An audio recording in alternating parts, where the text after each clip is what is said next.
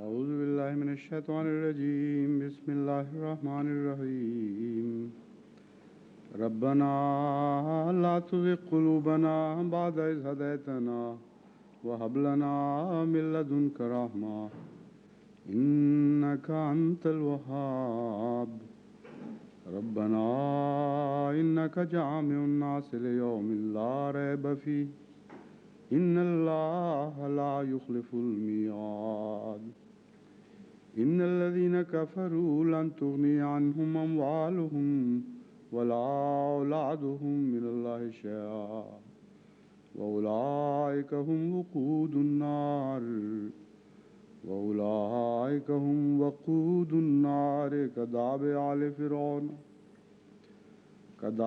آل فرعون والذين من قبلهم كذبوا بآياتنا فأخذهم الله بذنوبهم والله شديد العقاب.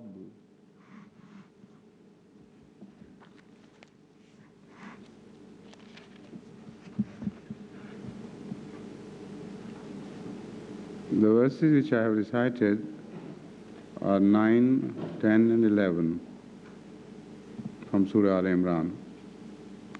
The translation reads as follows: Our Lord, let not our hearts become perverse after Thou hast guided us, and bestow on us mercy from Thyself. Surely Thou art the great bestower. Our Lord, Thou wilt certainly assemble mankind together on the day about which there is no doubt.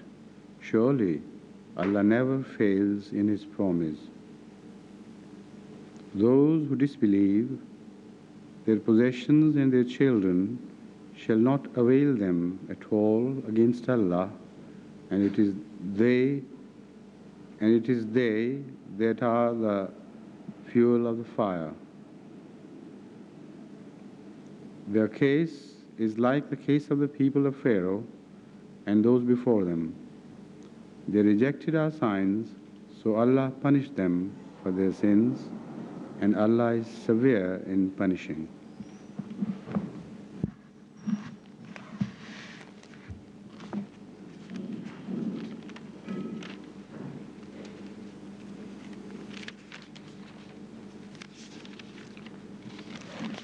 Rabbana la tuzigh qulubana, O our Lord, let not our hearts become perverse after Thou hast guided us.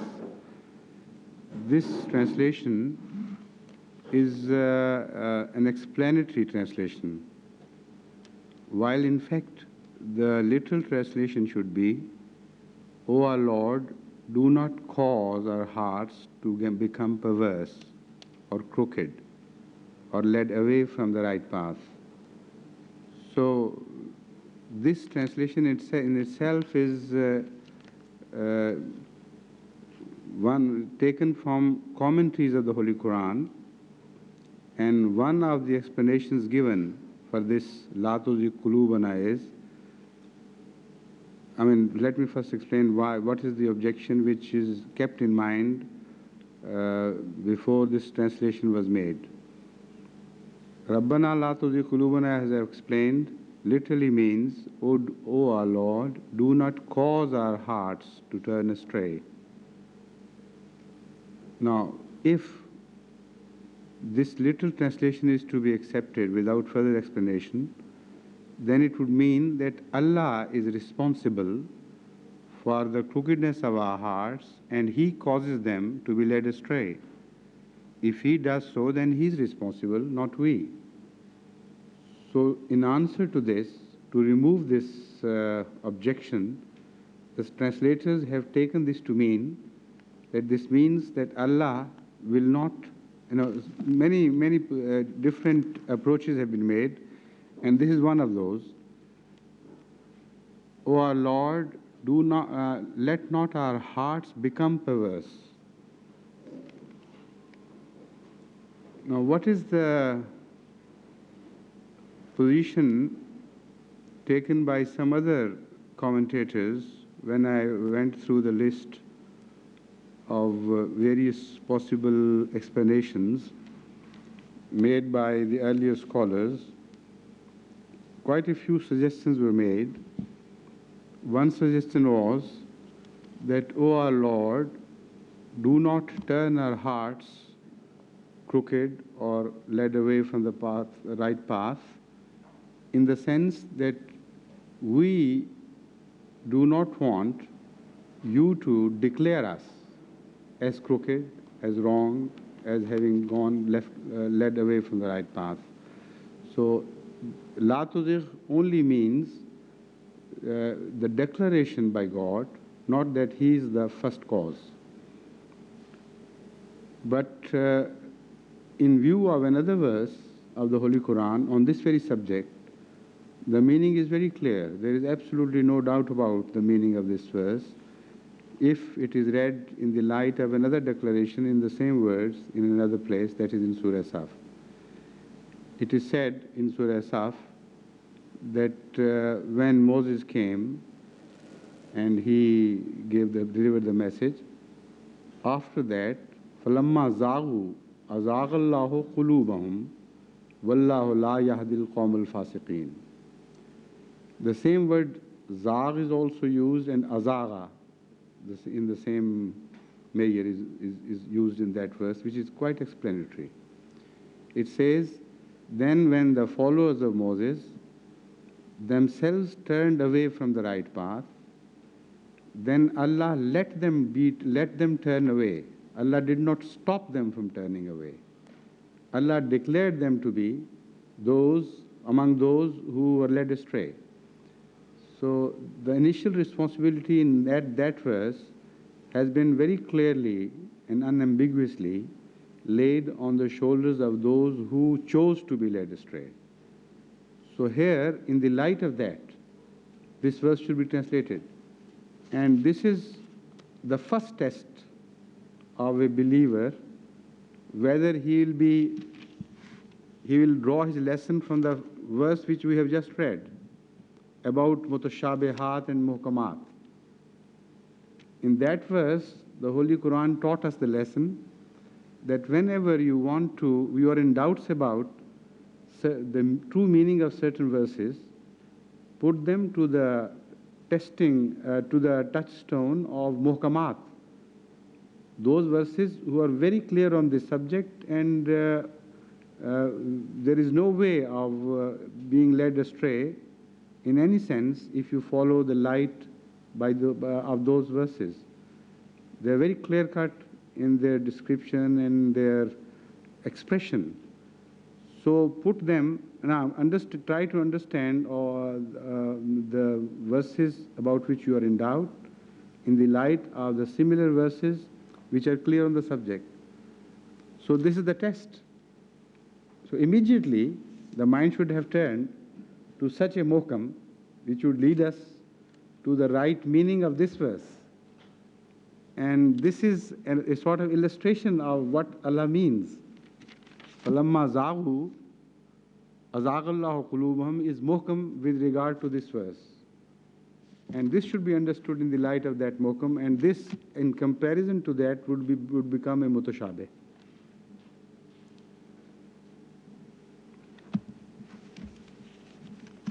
The literal translation of Zair, according to Aqlul Mawarid, is al-malu anil istiqamah, to be led away from the right path, that is, to be inclined away from the right. Al-mal is not to be led away, but to be inclined away from the right path. At-tazayugh, at-tamayul, as such, tazayugh means to be inclined in any direction. But Zair is always used by the Holy Quran in this sense, that if one is inclined to the wrong side, like Hanifa, on the contrary, on the opposite, is exactly used for the other side. If you are always inclined to the right side, then you are Hanif, like Abraham was. So this is the opposite number of Hanif. Rajulun Zaigun, any man who is always wrong in his attitude of life. everything he does is something, there is something wrong with it. That person is called Rajulun Zaigun. Az-Zaigu, this is according to Mufradat, Zaig is infinitive, which means doubt, suspicion, and also to incline away from the right. Zaga yazighu zaghan, mala, the same is repeated. Zagal basaro. There is one usage of this word in the Holy Quran with reference to Hazrat sallallahu alaihi wasallam. There, this word is used not at all in the same sense as mentioned earlier. So, Imam Raghib has pointed out, Zagal basaro, ma zagal basaro, wa ma tagha. Here, it could, because it is in negative, so it could mean to be led away from the right path, and the sight of Hazrat sallallahu alaihi wasallam did not do so. So it is not impossible for this to be used in that sense. But Imam Raghib has pointed out that when the Arabs say Zagal Basuro, it only means the sight is not tired. If you watch something closely and intently for a long time, then sometimes you get tired in watching. And while you are if you are too tired, then the eyes sometimes turn away from the sight you are watching. If you try to concentrate on a small spot, then automatically the eye would lose its focus on that small point and would physically turn away. So it has the same sense of turning away, but not in the same, with the same connotation as hearts turning away. It's just merely because of being overtired.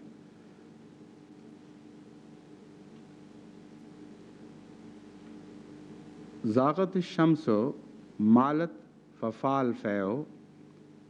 It is also used with reference to the sun's inclination towards setting. And when it is about to set and its shadows get lengthened, then the Arabs use the word, the expression Zaqat shams.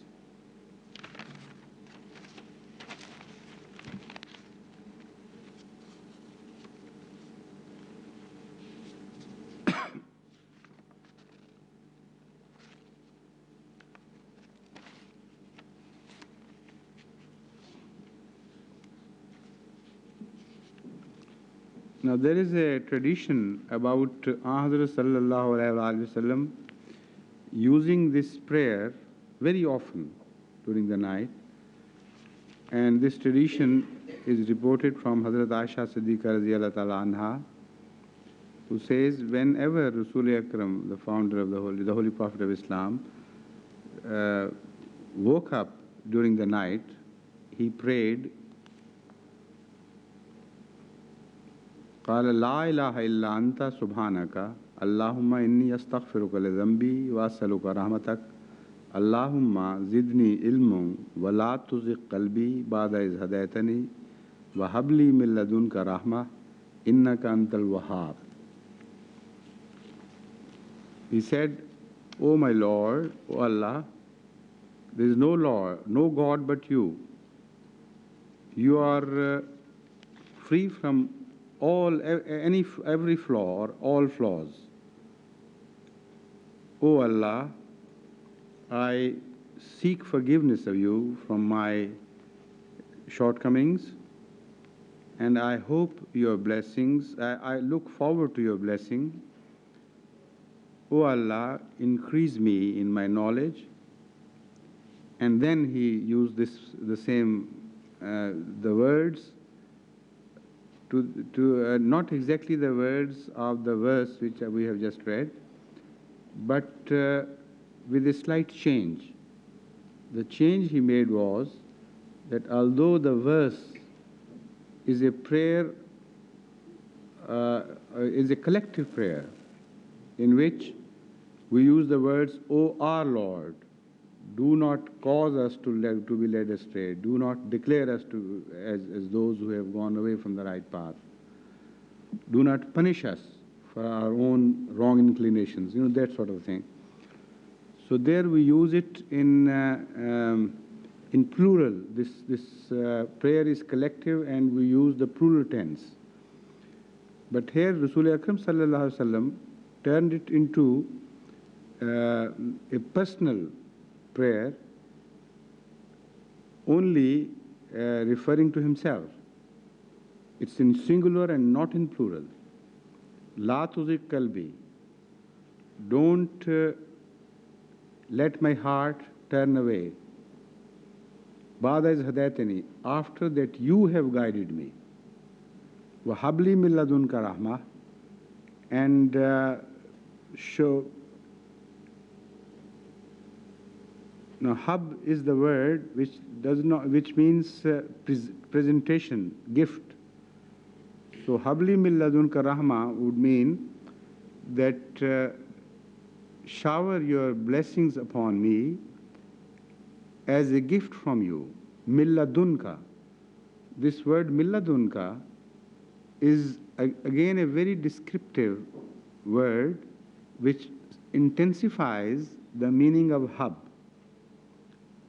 Hab means something, to ask for something without any personal contribution.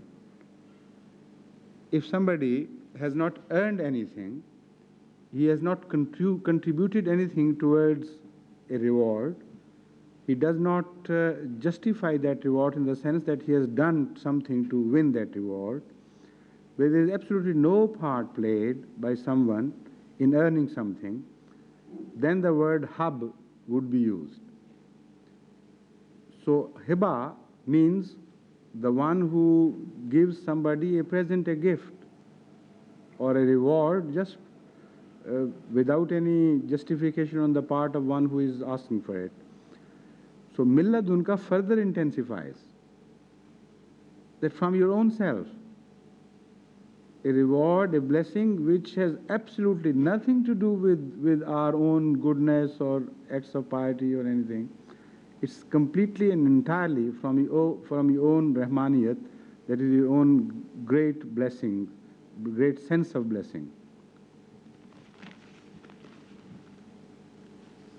Innaka antal wahhab. So wahhab again further intensifies the same meaning. Allah is addressed as Wahhab. Wahhab is a word which is very close and similar to Rahman. Rahman as against Rahim, as you well understand, I hope, means that anyone who shows favors or bestows his blessings upon someone without even asking. So, Rahman is a more comprehensive word with a much wider effect. But Wahhab also has quite something in common with Rahman. In Wahhab, you are asking something, so you are being granted that despite the fact that you don't earn it. But Rahman is a wider word, though similar, which as I have already explained, is a quality about God which grants favors without somebody being there even to ask. So no question of deserving. This is why in the initial act of creation, the word Rahman is used. And this is why, with reference to the revelation of the Holy Quran, the word Rahman is used. The people on the earth did not deserve this great blessing.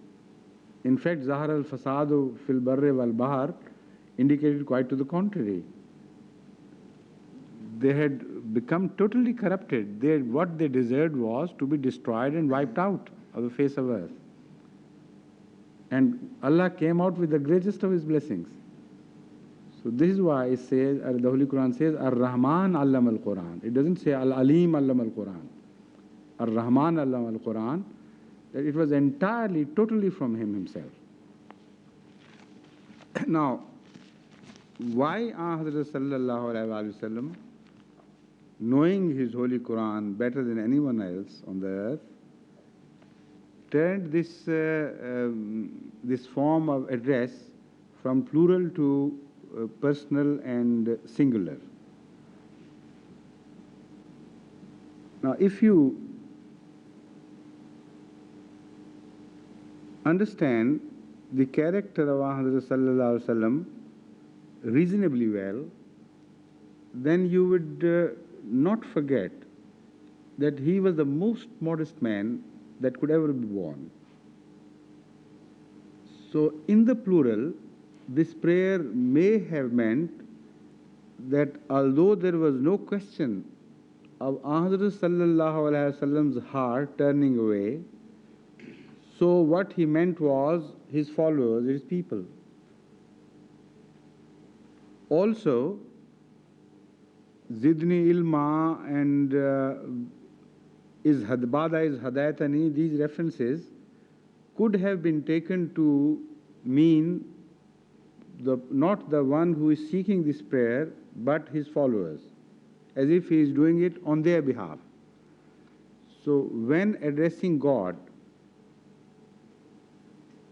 alone in the darkness of night, Hazrat Sallallahu Alaihi Wasallam felt so humble before in his presence that he wanted to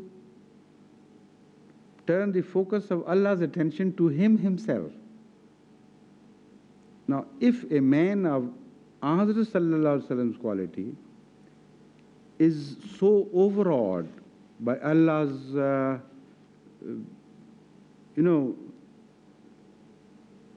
sense, malakiyat I should say, or istighna. Now, istighna is the right word.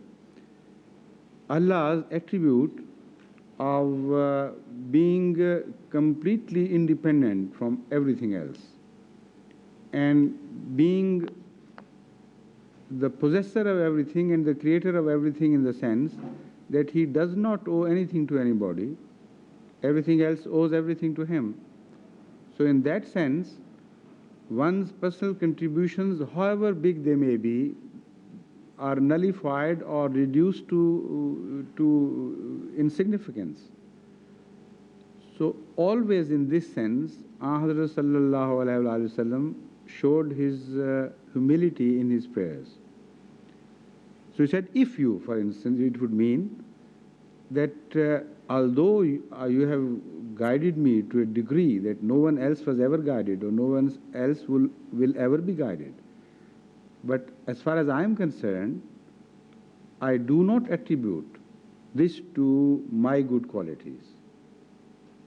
I consider it entirely from you yourself. Habli milladunka rahma now in further points to the same, this attitude of Hazrat Sallallahu Alaihi Wasallam. He says, you have initially guided me, you have granted me all this great status and declared me to be Khatam al-Nabi and everything, but I am not, this has not gone to my head, so to say. I know it was all entirely from you yourself, with the result that if you ultimately decide to take away from me what you have given me, I have no complaints to make. So I urge you, so I beg you, that keep me on this righteousness, on this light, which you have already granted me, and show Rahmah from thyself. Show Rahmah from thyself. Now this fits in so well with the previous attitude of Rasulullah Sallallahu Alaihi Wasallam, that now what I seek is again from thou thyself. Now this style of praying also has a message for the Ummah, the followers of Muhammad Sallallahu Alaihi Wasallam, that if this is his attitude to God in humility, what should be the attitude of those who really earn so much disfavor from Allah that if He turns them away from the right path or permits them to turn away from the right path, they very much deserve it. So how much more they should pray, keeping this in view, that if their leader, the perfect one, the one who was, good beyond our imagination in the sight of Allah, if he prays to Allah with this humility, how much more should we pray and keep our faults in sight?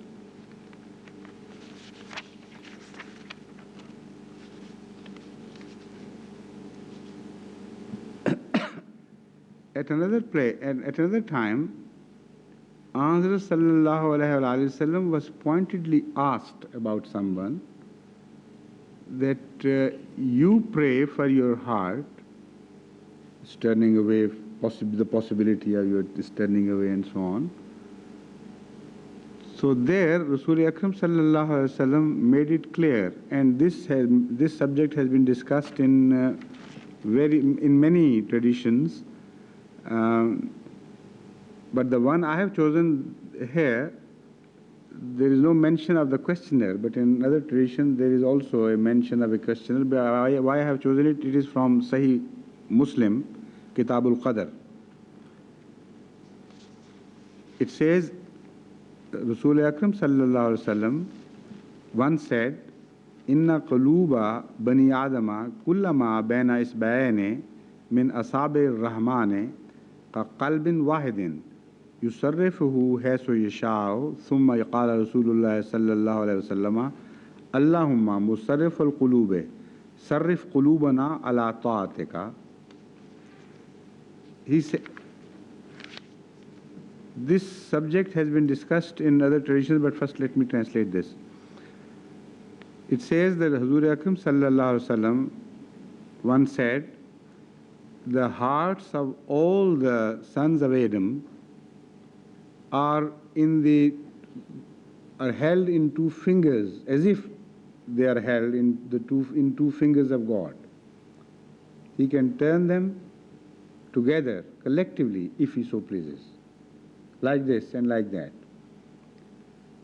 And after that, Hazrat sallallahu alaihi wasallam prayed, Allahumma musarrif al-qulube sarrif qulubana ala ta'atika. O our Lord, change the direction of our hearts in the direction of submission to You and obedience to You. Now this is a prayer. Why I have chosen this particular version? Because it teaches us a prayer which is so much needed by Ahmadis, particularly in this age. And it is a very significant, all the traditions of Hazrat Akram sallallahu alaihi wasallam should be read with great attention, because they have always, without fail, they have a depth which may not be fathomed by a cursory examiner. So in this, the points to be particularly taken note of are that he says, Asabi ar-Rahmani ka qalbin wahidin, that the hearts of all the mankind are in the two fingers of Allah as like one heart. That is to say that He can turn all the hearts together with just one decision or one motion. Now this, why he said that was because he had in view the ultimate victory of Islam over the rest of the world, and ultimate guidance through Islam of all the mankind. So he said, why should I pray for just one heart or two hearts or a few hearts, when it is as simple and easy for God to turn all the hearts like one heart? Then we should pray in view of God's greatness, not in view of our own smallness. So he said immediately, Allahumma musarrif al-qulube sarrif qulubana ala ta'atika. That is what he meant. that, "O our Lord, you can turn the hearts of the whole mankind with just one flick of the fingers. So do it in a way that all the mankind turns towards obedience to you."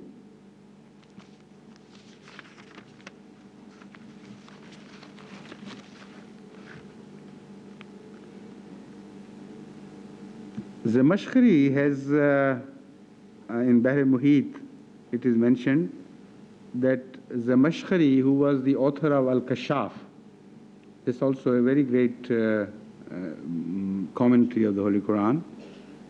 He has taken an interesting view regarding the Islatu Qulubana. He says, "O our Lord, do not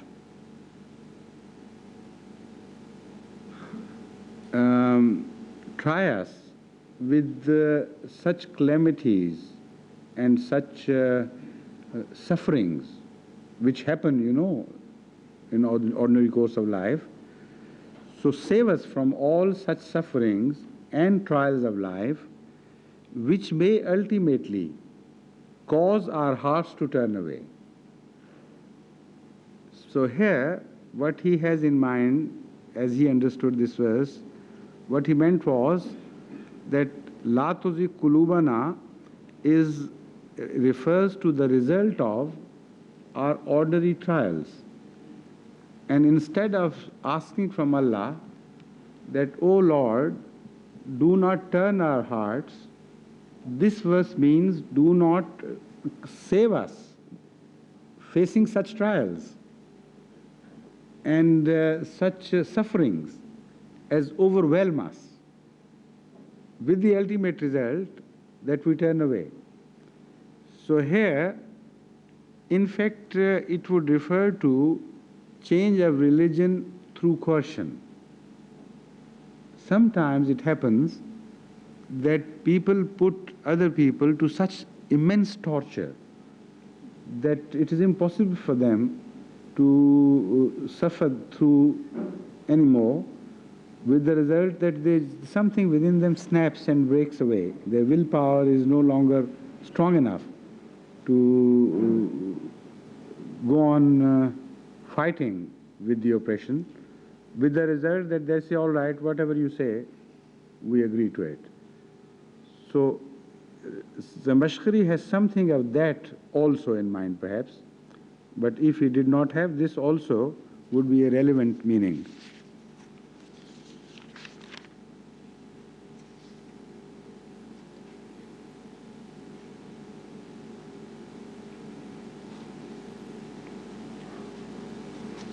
Now, Al-Bahr al-Muhit has something else to say about it. It says, La tuzigh means, it refers to such obligations, religious obligations, as are too heavy and onerous for us to carry and successfully.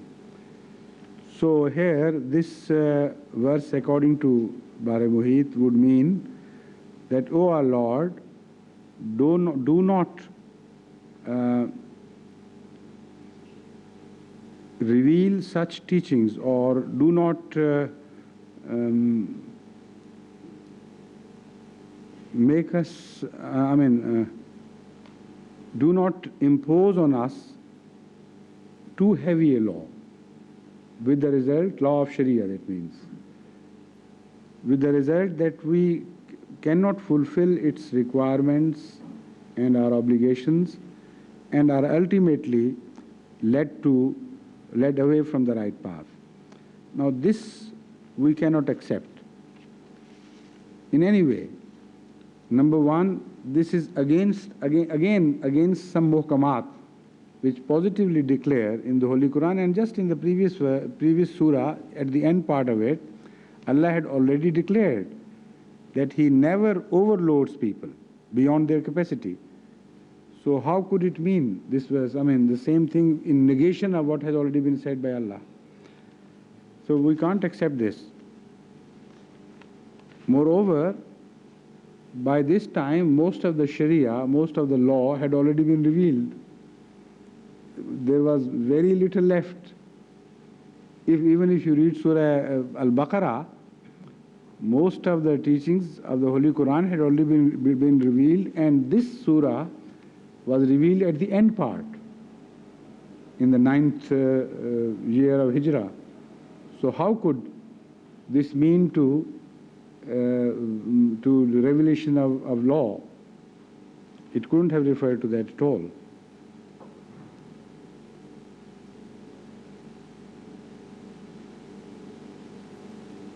Ibn Kaysan has suggested that it should be translated as, taken as La yazighu fa yazighu Allahu qulubahum, that those who seek this prayer, what they mean is that, O our Lord, save us from such unpious acts as may lead our hearts astray.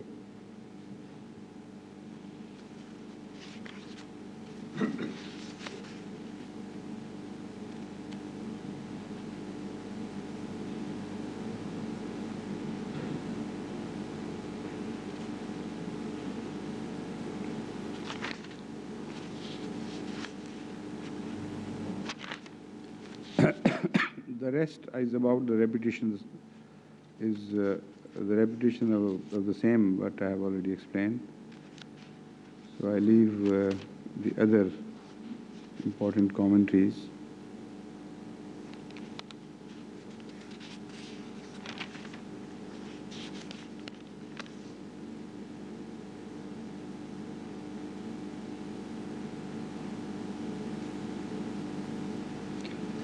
According to Tirmizi, again, once Hazrat Aisha Siddiqa radhiyallahu ta'ala anha was asked about which prayer Hazrat sallallahu alaihi wasallam was accustomed to pray the most.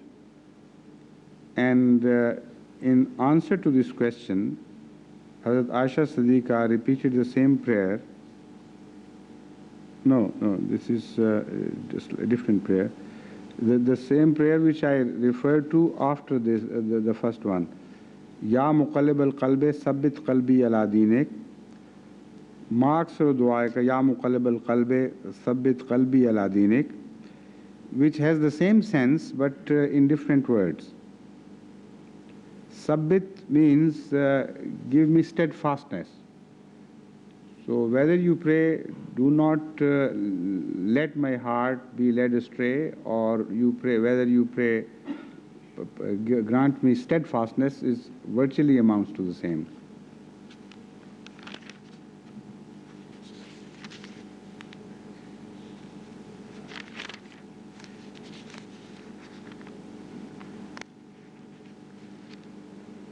Hazrat Masih Maud has translated this verse in Tazkiratul Shahadatain, page 119, as "Ay hamare Khuda, hamare dil ko lagzish se bacha." O our Lord, save our hearts from faltering. और बाद उसके जो तूने हदायत दी हमें फिसलने से महफूज रख. And also save us from what is the better word for slipping in this context? I don't. No, to slip, to falter, with the result that ultimately you fall down, you know. So don't and save us from falling down. I mean, first, save us from tripping from the right path. After that you have guided us.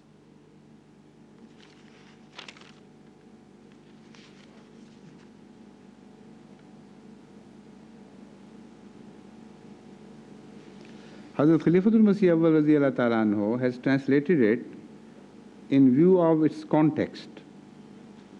And as I also mentioned earlier, the context is that previously there is a mention of those people who distort the meaning of the Holy Quran by attributing wrong things to mutashabihat and do not put them to the testimony of Al-Muhkamat. So Hazrat Khalifatul-Masih IV has translated it in view of this context by saying, it means, O our Lord, save us from deviating from the right path. That is to say, do not permit us to translate the Holy Quran wrongly, according to our own desires, not according to what you mean.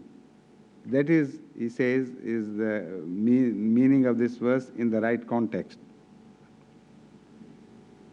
And then he says, in the same context, Milladunka Rahma would refer to the Holy Quran, because Ar-Rahman Allam al-Quran, here the greatest of expression of Allah's Rahmah is mentioned as the Holy Quran itself. So, Hablana Milladunka Rahma would again in the same context mean that lead us to the Holy Quran out of mercy from yourself, which you have bestowed upon us.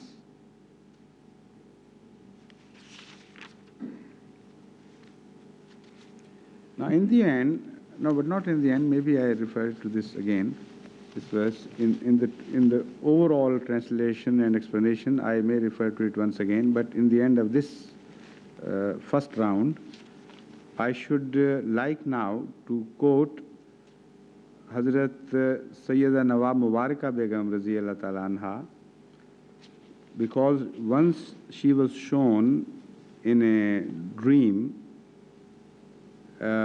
she was given a message in a dream regarding this verse,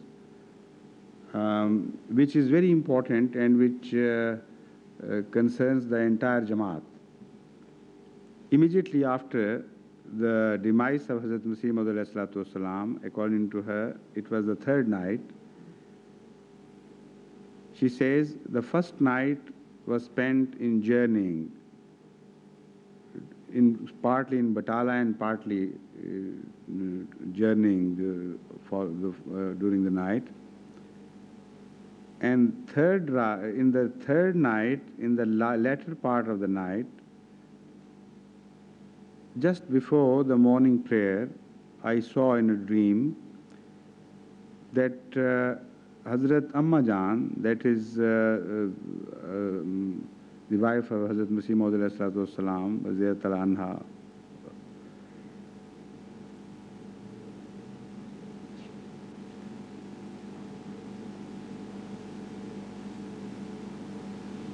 I'm sorry, what she says is the whole sentence was differently constructed.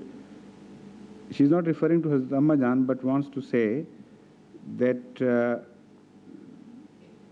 the courtyard of Hazrat Amma Jan's house is shown to her in the dream, in which there is a throne.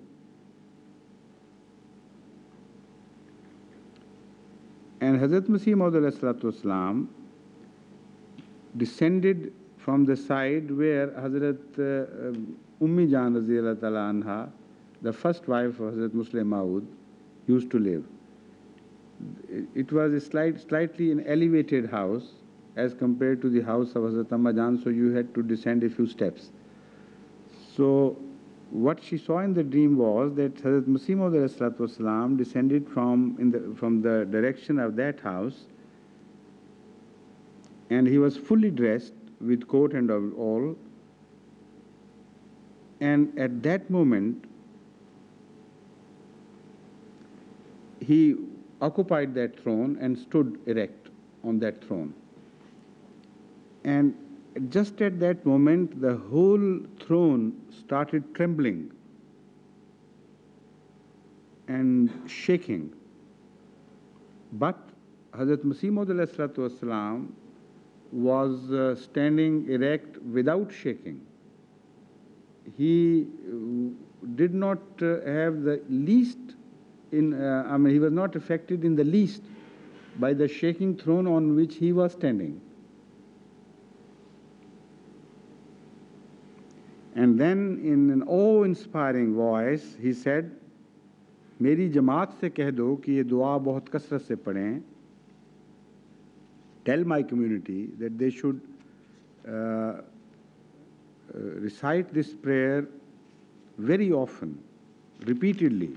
رَبَّنَا لَا تُزِغْ قُلُوبَنَا بَعْدَ إِذْ هَدَيْتَنَا وَهَبْ لَنَا مِن لَّدُنكَ رَحْمَةً إِنَّكَ أَنتَ الْوَهَّابُ. Then I woke up because the sorrow of Hazrat Masih Maud's departure was fresh. So I could not speak to anyone about this but to Hazrat Amma Jan, my mother. But I kept very restless about this because I thought it was a message for the whole community. So she says once she mentioned it to Maryam, who was the daughter of Pir Iftikhar. And she said, this is a very significant message, and I promise I shall never abandon reciting this prayer. And Hazrat Sayyida Nawab Mubarakah further explains that not perhaps, but positively, this was the reason why she remained steadfast despite the fact that her husband left Islam and became Christian later on, and pressurized him to follow suit, but she remained steadfast despite grave trials. She suffered a lot financially and otherwise, but she remained steadfast and never left Islam, and brought all her children along with her to Qadian, and through great suffering, somehow she brought them up well. Afterwards she says, no, I mean this is just a reference to the result of this prayer, but now she is turning back to the time close to the death of Hazrat Masih Maud, and she says that after a while I mentioned it to Hazrat Khalifatul-Masih IV, and she says that I saw such pain in his eyes that I can never forget it all my life, how deeply he was pained when I related this dream to him. And as I felt as if he was trembling. And again he repeated and asserted that I will never forget this prayer again. I will always stick to this prayer all my life. Then she says, after a long time afterwards, I narrated this dream to Hazrat, my brother, Khalifatul-Masih Sani.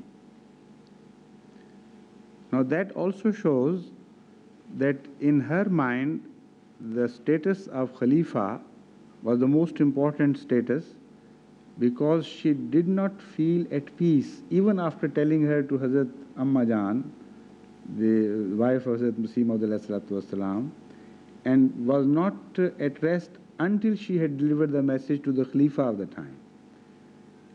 And although she loved, we know, her brother, elder brother Hazrat Muslim Maud very much.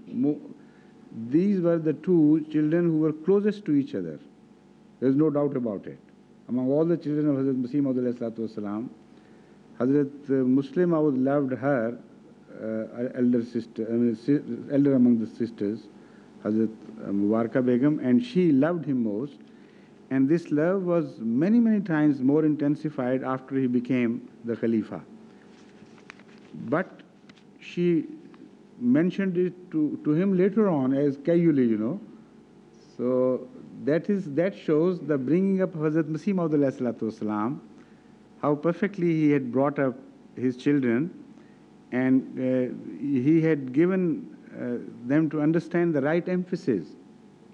And the emphasis was on the center of the community.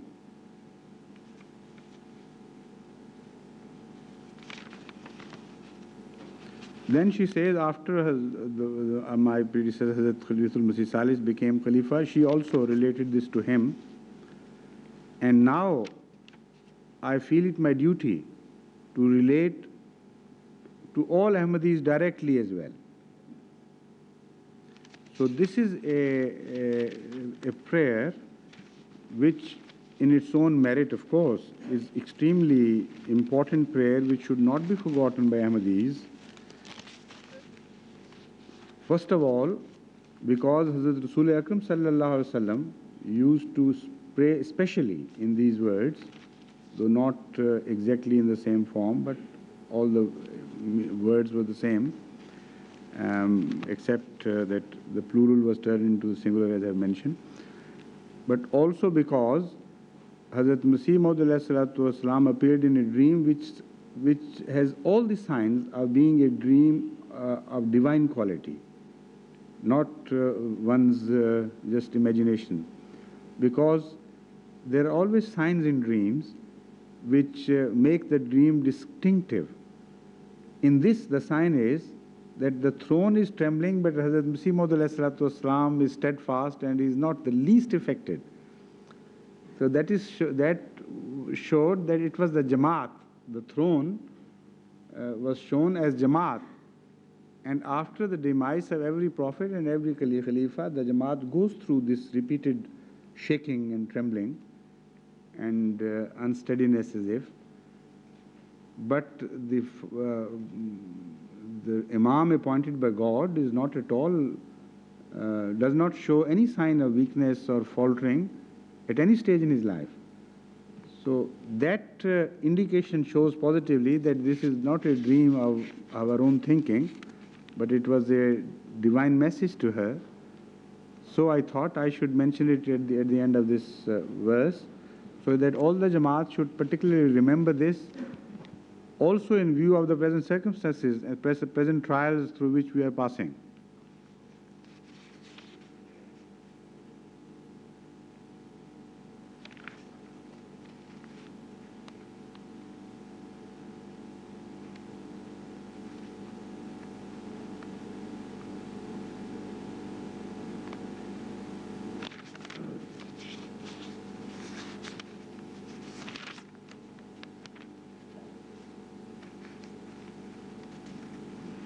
Mu'tazila have, well, this is the same thing which have already been said.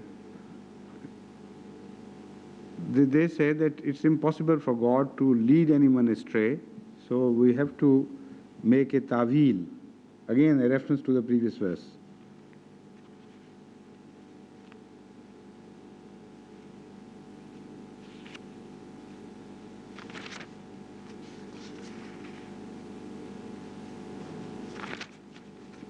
So all the various various commentators have commented on this verse, but what they have suggested is just common, ordinary.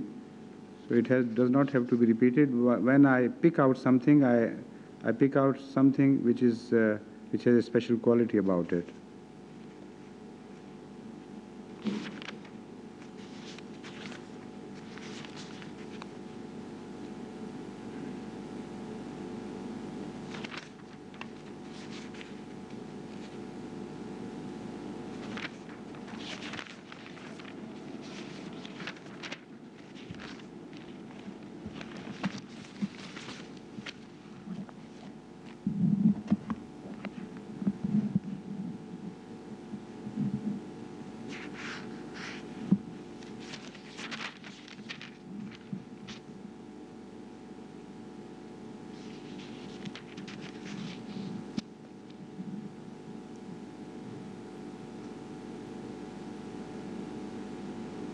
Now, if we refer back to the previous verse and again read it in the light of what has already been said, you will immediately note that the word Zaygh has already been used in the previous verse, and in fact we do not have to refer to other parts of the Holy Quran to understand the true meaning of this verse, because it says, हुन्ना उम्मुल किताबे व उखर मुतशाबिहात फ़अम्मल लज़ीना फ़ी क़ुलूबिहिम ज़ैग़ुन फ़यत्तबिऊना मा तशाबहा. Here the word Zaygh is not attributed to God, that God turned their hearts into Zaygh or put zagh into their hearts. This verse simply explains the situation of a perverted heart who already possesses an inclination to turn into the wrong direction. So, azaghallahu qulubahum simply means referring to those people who attribute their perverted tendencies to the verses of the Holy Quran or verses of Allah, whether they are in the Holy Quran or other holy books, with a certain desire to mislead people for their personal ends. So zagh is very well explained in the light of this first zagh.